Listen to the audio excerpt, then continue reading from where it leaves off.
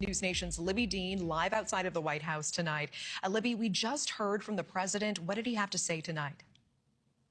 Talking about all of these topics tonight, Natasha, and these two, as you mentioned, President Trump and Marjorie Taylor Greene going from close allies to seemingly enemies, all in a matter of weeks. This very public breakup with Congresswoman Marjorie Taylor Greene. And she said Sunday it's all because she signed on to the Jeffrey Epstein discharge petition. That there is now this very public breakup happening between the two Republicans. Greene saying she hopes to make up with the president someday, but the president instead calling Greene a traitor, pulling his endorsement of her and openly suggesting that he might support a Republican in a primary against her. And then new tonight, as you mentioned, the Congresswoman claiming she was the target of pizza doxing and a pipe bomb threat, saying this fallout with the president could lead to serious attacks on her and her family. The president reacting tonight.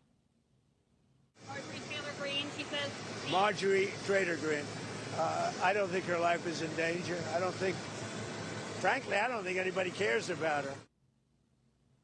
So all of this tied back to Greene signing onto the Jeffrey Epstein discharge petition. She joined 3 other Republicans in doing so. And what it would do is urge the Justice Department to release those remaining Epstein files. That could get a vote actually as early as Tuesday in the House, but it really does face this uphill battle in the Senate.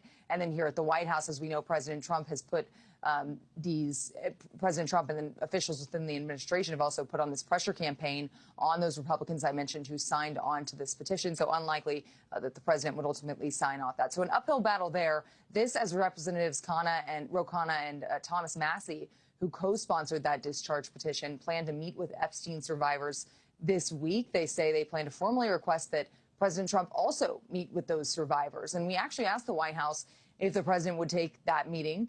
They wouldn't say. Instead, in a statement, they claimed, quote, the Trump administration has done more for the victims than Democrats ever have. The Democrat Party did nothing about Epstein for years. They're only pretending to care about these victims now as they attempt to score political points against President Trump. That's the White House reacting tonight to that potential invitation or call from Ro Khanna to meet with Epstein survivors here at the White House. But we do know that the president plans to welcome the Crown Prince and Prime Minister of the Kingdom of Saudi Arabia earlier this week, likely around the same time that those survivors are on Capitol Hill, Natasha. Yeah, I appreciate that, Libby. And we also know that President Trump recently announced he is scrapping some U.S. tariffs on several commodities. What's the latest there?